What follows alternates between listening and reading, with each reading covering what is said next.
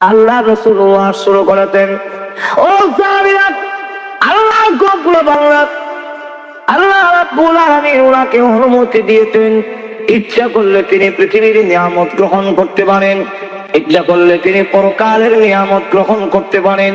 এই অনুমতি ওনাকে দেওয়া হয়েছে। আল্লাহর ওই প্রিয় বান্দা পরকালের নিয়ামতকে গ্রহণ করে নিয়েছে। সব সাহাবীরা ওয়াজ শুনতেছে, কিন্তু একজন বৃদ্ধ লোক বসে বলে কাঁদলেন। এই বৃদ্ধ লোকের নাম হলো আবু বকর সিদ্দিক রাদিয়াল্লাহু আনহু। তিনি ডাক দিয়ে বলেন, আল্লাহর নবী গো, এই ওয়াজ আমি বরদাস্ত করতে পারি না, আমার সহ্য হয় না। বাকি সাহাবীরা বলেন, এই বুড়া লোকটারে নিয়ে বড় বিপদ বললাম। ওয়াজ শুনলেই কালে কান্দে, এবং কান্দনের কি ওয়াজ করলেন? হযরত আবু বকর সিদ্দিক রাদিয়াল্লাহু আনহু বলেন, সাহাবীরা রে, তোমরা বুঝবা না, আজকের ওয়াজ সহ্য করা যায় না। কেন সহ্য করা যাবে না? আবু বকর সিদ্দিক রাদিয়াল্লাহু আনহু বলেন, ও সাহাবীরা, তোমরা তো মনোযোগ দিয়ে ওয়াজ শোনো না। আজকে এই দিনে বিশ্ব নবী রাহমাতুল লিল আলামিন আমাদের কাছ থেকে চির বিদায় নিয়ে ফেলেছে। সাহাবীরা বলেন, কোথায় আল্লাহ নবী তুমি বিদায় নিলেন না? তিনি যে বলেন না আমি চলে যাই। আবু বকর সিদ্দিক রাদিয়াল্লাহু আনহু বলেন, লক্ষ্য করে দেখেছো কি?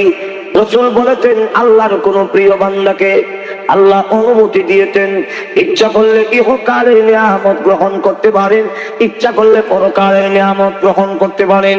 এই অনুমতি দিয়েছেন, তিনি পরকালের নিয়ামতকে গ্রহণ করেছেন। ওই প্রিয় বান্দা বলতে রাসূল তার নিজেকে বুঝাইতেন, নাম বলে নাই। আর আমি বুঝেছি এই জন্য আল্লাহর নবী সারা এই পৃথিবীর কাউকে আল্লাহ এই অনুমতি প্রদান করে না। আর কাউকে এই কথা বলবেন, আপনি কি থাকতে চান আল্লাহ চলে যেতে চান? আপনি কি দুনিয়াতে থাকবেন না, চলে যাবেন, পরকালে চলে যাবেন? এই কথা তো আপনি আমাকে বলবেন না। দুনিয়ার কোন ওলি গৌস কুতুবরে বলে নাই, দুনিয়ার কোন আর পয়গম্বর কেউ বলে নাই। আমাদের নবীকে বলা হয়েছে, নবীজি আপনি কি দুনিয়াতে থাকবেন না চলে আসবেন? আল্লাহ রাসূল বলেন, প্রভু চলে যাব, তোমার কাছে চলে যাইতে চাই। আল্লাহ রাসূল পরকাল গ্রহণ করে নিয়েছেন। এমনি সাহাবীরা কান্না শুরু করলেন। আবু বকর সিদ্দিক রাদিয়াল্লাহু আনহুর কথা যদি সত্য হয়, তাহলে ঠিকই বরদাস্ত করা যায় না। আল্লাহ নবী গো, আপনি চলে যাবেন, এটা আমরা কোনোদিন বরদাস্ত করব না, সহ্য হবে না। কান্না শুরু করে দিয়েছে।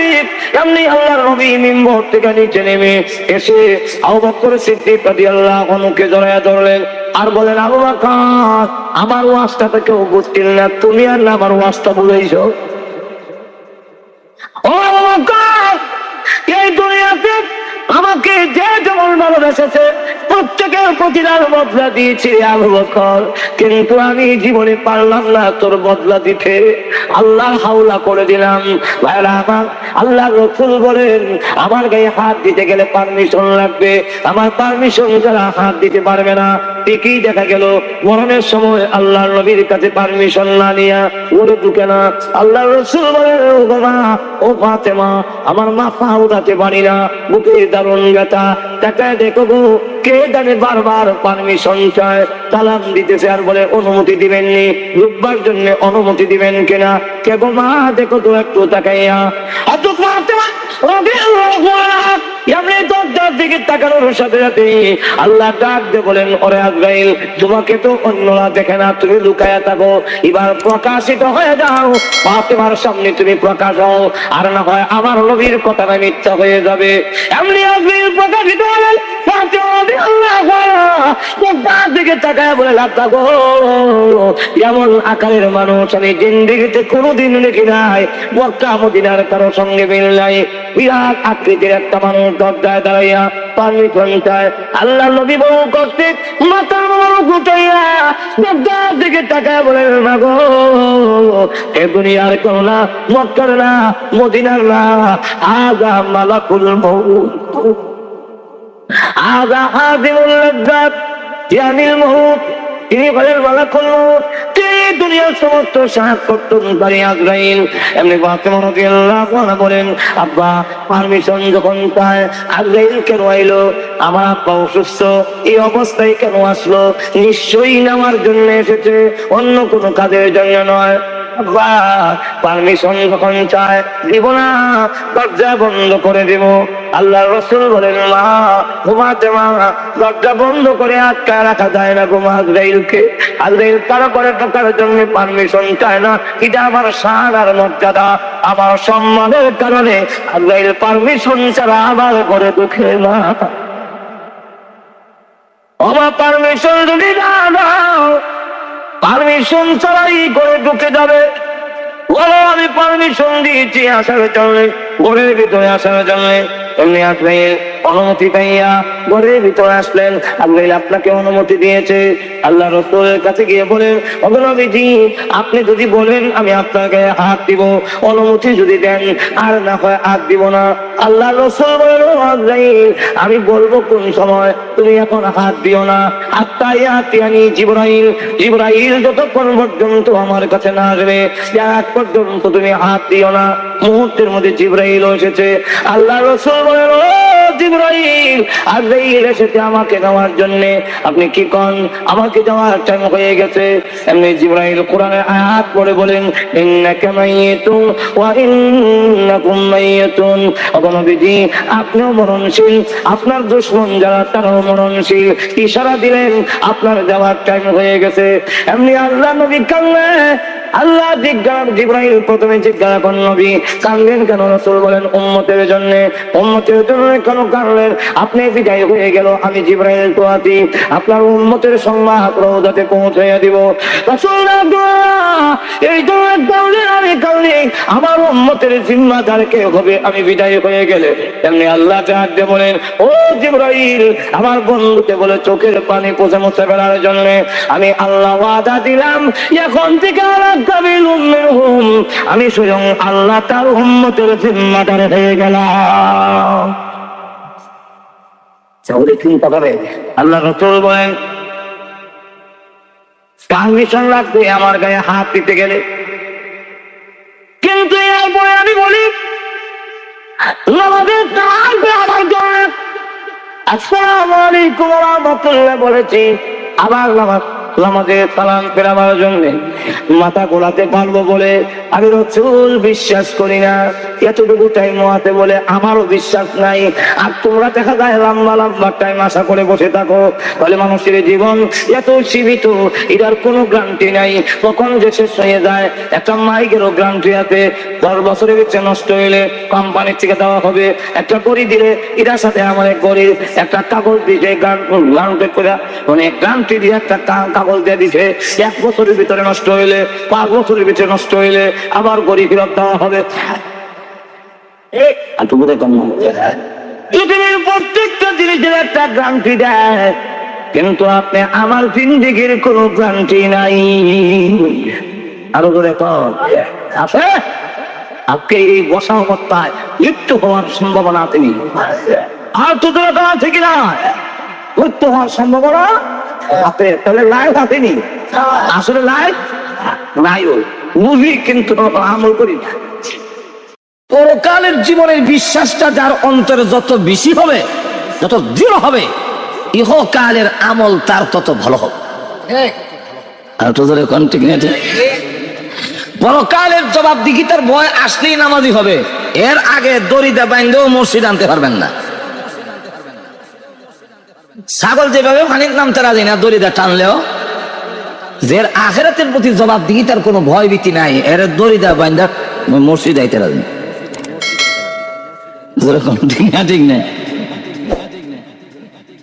পরকালের বিশ্বাস ভয় ভীতি যদি না থাকে, মসজিদ আইনা দাঁড় করাইলেও যদি ফিরে পুলিশের না নামাজও দাঁড় করায়, হ্যাঁ নামাজে দাঁড়াইলেও মন থাকতো না নামাজ। যেমন সৌদি আরবে নামাজ না করলে পুলিশে ধরে নেয়, দৌড়া করে কিতা পুলিশ দেখলো দৌড়তে গিয়া কে রুজু আটটু এমনি আল্লাহু আকবার খারেছ না আমাদের খাতারও, কিন্তু মাথা ঘুরাইয়া দেখে পুলিশ কই আছে। পরকালের বিশ্বাস নিয়ে, জবাবদিহিতার ভয় নিয়ে, এই নামাজ আমার জীবনের শেষ নামাজ, এই বিশ্বাস নিয়ে যারা নামাজও দাঁড়ায় তার নামাজ কিছু বেশ কম আসেনি, আর তো এখন আসেনি না। এই জন্য লক্ষ্য করে দেখুন, পরকালের বিশ্বাসটা যার ভিতরে যত বেশি হবে, ইহকালের আমল তো তত তার ভালো হবে। পরকালের বিশ্বাস যদি না থাকে, তার আমল পুলিশ দিয়ে পিটাইয়া ভালো করা যায় না। পরকালের বিশ্বাস যখন আসবে, সব ছেড়ে দিবে, ঘোষ ছেড়ে দিবে। ঘোষ বর্জন করেছে, সুদ আর খায় না। কেন খায় না? কিয়ামতের মাঠে আল্লাহর সামনে জবাব দিতে হবে। কবরের আযাবের ভয় যখন তার অন্তরে আসবে, কিয়ামতের কঠিন ময়দানে আল্লাহ রাব্বুল আলামিনের সামনে দাঁড়াইয়া একদিন আমার জবাবদিহি করতে হবে, এই ভয় যখন অন্তরে আসবে, তখন দেখা যাবে যত পাপাচার আছে সকলগুলো ছাড়তে সহজ হয়ে যাবে, সবগুলো ছাড়া সম্ভব। এই জন্য পরকালের লাইফ, পরকালের জীবন যার যত বেশি বিশ্বাসটা দৃঢ় হবে, ইহকালের তার আমল তত ভালো হবে। এই পরকালের বিশ্বাস আমাদের আছে, আর আমরা কিন্তু গ্রহণ করে নিয়েছি পরকালের জীবন। কাফেরদের কিন্তু টার্গেট হলো ইহকালের লাইফ, আর মুমিন যারা, তাদের আসল টার্গেট হলো পরকালের লাইফ। কি বলে? এই জন্য মুমিন যেমনে মনে চায় এমনি খাইতে পারে না, এমনি নাচতে পারে না। আর কাফেররা হলো খাও দাও ভর্তি করো, পৃথিবী মস্ত বড়, আগামীকাল বাঁচবে কিনা কি জানো? আর তো জোরে কন্টিনিউ ঠিক না। এই মুমিনদের জন্য তাদের আসল টার্গেট তাহি দুনিয়া, কিন্তু টার্গেট হলো পরকাল। আর কাফেররা পরকাল বিশ্বাস করে না, অতএব তাদের ইহকালের লাইফই হলো আসল। আল্লাহু আকবার। আপনারা বলতে পারেন মুমিন ইমানদার আল্লাহওয়ালা যারা, তারা বেশি দেখা যায় পৃথিবীতে অভাব অনটন, দুঃখ কষ্ট মুসিবত বেশি। আর কাফেররা দেখা যায় আনন্দ ফুর্তির অভাব নাই। এটার কারণটা কি? কারণটা হইল পৃথিবীতে বিয়া বাড়িতে যা কিছু আয়োজন করা হয়, উসিলা থাকে জামাই, এখন ঠিক নেই। আর বরযাত্রী সাথে যাউন না, কিন্তু দেখবেন জামাই না হোক ডিপা রুমাল দেয় রাখেন একটা এমনি। কি দেখেন, জামাই কম হাসে, কম কথা কয়, কম খায়। আর বরযাত্রী যারা, এরা ফ্যান খুলে দাঁড়া গেছে, বুতাম খুলে দেয়। লঙ্গি যারা ফিনছে, এরা লঙ্গির গিরো খুলে। পাজামা যারা আছে, এরা নিয়ারটা একটু ওয়াশ করে। আর বেশি কথা কয়, বেশি হাসে, বেশি খায়। আপনারা কি বলে? কারণ দুইজনের নজর দুই দিকে। জামাইয়ের নজর হইল ভবিষ্যতের খাওয়ান, আর বরযাত্রীর নজর হইল আজকের খাওয়ান। আর তো এখন ঠিক কিনা? জামাই বলে আমি আজকে খাবার লেগে আইছি না, আমি আজকে আসছি ভবিষ্যতের খাবারের সম্পর্ক করার জন্য। যদি এই বাড়ির সাথে সম্পর্ক হয়ে যায়, তাহলে এই বাড়ির যত মুরগি আছে সব আমার ফেড হয়ে হজম হইব। এখন ঠিক না? আর যদি এখন বেশি খায় লাই, তো লোকেরা দেখলে কইব এটা তো জামাই না, এটা দিয়ে রাক্ষস বিয়ে হইতো। যদি বেশি কথা কই, তোমার এসে কইব এটা মাথা পাতলা। যদি বেশি হাসি, তো কইব এটা ব্যাপার না, এটা আল্লাহ জানে, বেকুফ, বিয়ে হবে না। সুতরাং জামাইয়ের নজর হলো ভবিষ্যতের খাওয়ান, আর বরযাত্রীর নজর হলো আজকের খাওয়ান। কারণ ভবিষ্যতে এই বাড়ির খাওয়ানের আশা নাই। ঠিক তেমনি ভাবে আমরা যারা পরকালের জীবন বিশ্বাস করছি, আমরা নজর হলো ভবিষ্যতের খাওয়ান, আর বেঈমান কাফেরদের নজর হলো আজকের পৃথিবীর খাওয়ান। আরো যারা কোন ঠিক না। আসুন এখন আল্লাহ রাব্বুল আলামিন এখানে আল্লাযী খালাকাল মাউতা ওয়াল হায়াতা, তাফসীর কাওয়াকরা বলে এখানে হায়াত বলতে ইহকালের জীবন নয়। আল্লাহ রাব্বুল আলামিন দুটি জীবন, একটা হলো ইহকালের আর একটা হলো পরকালের। এখানে কেন হায়াতকে পরে নিলেন? যেহেতু পরকালের জীবন মৃত্যুর পরে হবে, এই কারণে আল্লাহ রাব্বুল আলামিন মরণের পরে হায়াত উল্লেখ করেছেন, আর ইহকালের জীবনটা আল্লাহ উল্লেখই করেন নাই, ইহকালের মরণটা শুধু তুলে ধরেছেন। এর কারণ হলো ইহকালের জীবন এত সীমিত, এটা উল্লেখ করার মতো নয়। এই যে আজকের মাহফিলে বসে আছেন, প্রত্যেকটা মানুষ বসা অবস্থায় মৃত্যু হওয়ার সম্ভাবনা আসেনি। আর তো ধরে কন, আমি যে ঘুমাই, এই ঘুমালে ঘুমের অবস্থায় মরণ হওয়ার সম্ভাবনা আছে কি নাই? লক্ষ্য করে দেখেন, আমরা যখন ঘুমাই তখন দোয়া পড়ি আল্লাহুম্মা বিসমিকা আমুতু ওয়া আহইয়া, অথচ বলার দরকার ছিল আল্লাহুম্মা বিসমিকা আনুমু ওয়া আহইয়া।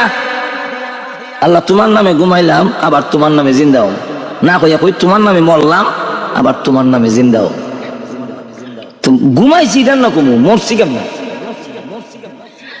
আল্লাহ রাব্বুল আলামিন আয়াতের মধ্যে উল্লেখ করে দিয়েছেন, তোমরা যখন ঘুমাও তোমার দেহের ভিতর থেকে রূহ বের হয়ে আমি আল্লাহ রাব্বুল আলামিনের কাছে চলে আসে। আমি যারটা ইচ্ছা ফিরত দেই, আর যারটা ইচ্ছা আটকায়া দেই। আমি যারটা আটকায়া দেই সে মৃত বলে ঘোষণা হয়ে যায়, আর যারটা ফিরত দেই সেই আবার জিন্দা হয়। সুতরাং এই জন্যে আল্লাহুম্মা বিসমিকা আমুতু, আয় আল্লাহ তোমার নামে মরলাম, এটি আমার জীবনের শেষ ঘুম। এই যে ঘুমাইলাম, আল্লাহর রাসূল বলেন ঘুমটি হলো মরণের ভাই। এই যে ঘুমাইলাম, আর জীবনে উঠার কোনো নিশ্চয়তা নাই ভাইরা আমার। এই জন্য ইহকালের লাইফের কোনো গ্যারান্টি নাই, নিশ্চয়তা নাই, একটা সেকেন্ডের কোনো ভরসা নাই। এটা আমরা সকলেই বিশ্বাস করি, কিন্তু আমল করি না। বলেন ঠিক না? ঠিক না? একবার গান গাইতে গেতে মরিছে। কি গান? 1 মিনিটের নাই ভরসা,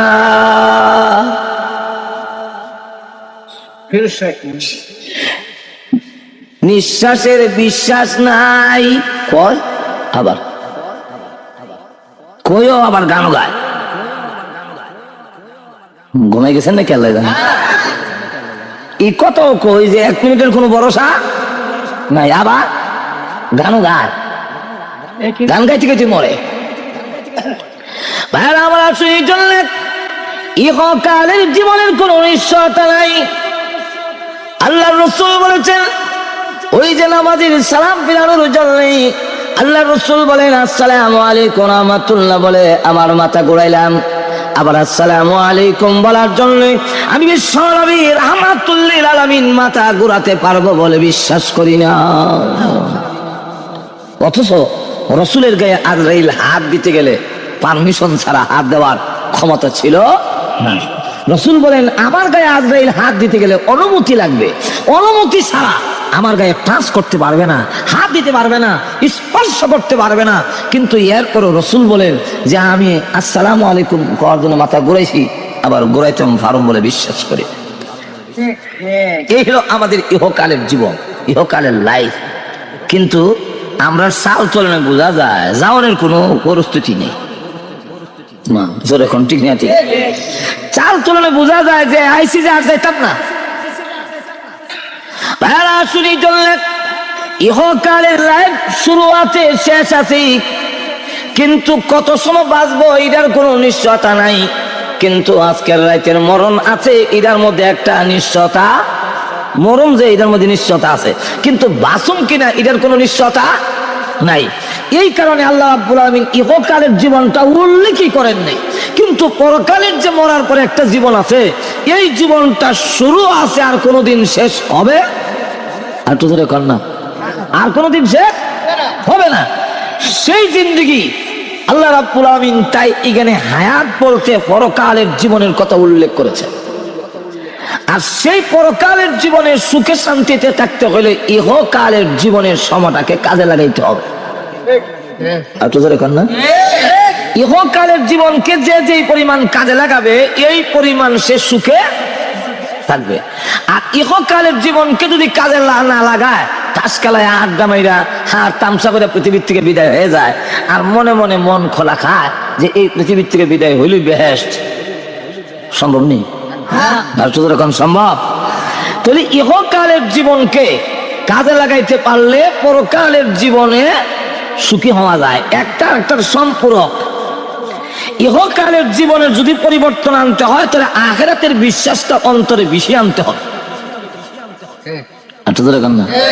এই কারণে দেখেন না, দুই সুরে ধরছে দুই দলে, এক দল ধরছে পুলিশ লয়ে গেছে থানা সুর, আরেক সুরে ধরছে তবলিগলারা লয়ে গেছে সিল্লা।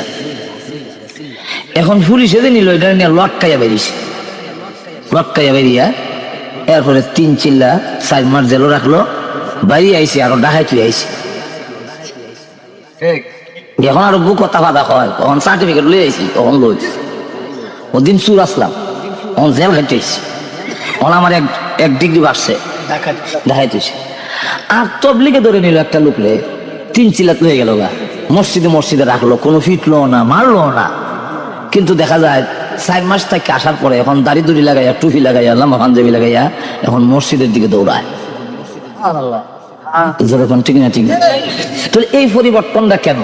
বলে এই 4 মাসে তার ভিতরে ওয়াজ নসিহত কইরা কিছু বয়ান দেয়া আখিরাতের বিশ্বাসটা তার ভিতরে ঢুকাই দেওয়া হয়েছে। এই কারণে এই মানুষটার জিন্দেগি পরিবর্তন। আর পুলিশে বাড়িছে তার দেহের ভিতরে, এই দেহের উপরে নির্যাতন করার কারণে তার আমলের পরিবর্তন হয় নাই, আরো বরং বাড়ছে। কিন্তু মানুষের ভিতরে আখিরাতের ভয় যখন আসে অটোমেটিক সে ভালো হয়ে যায়।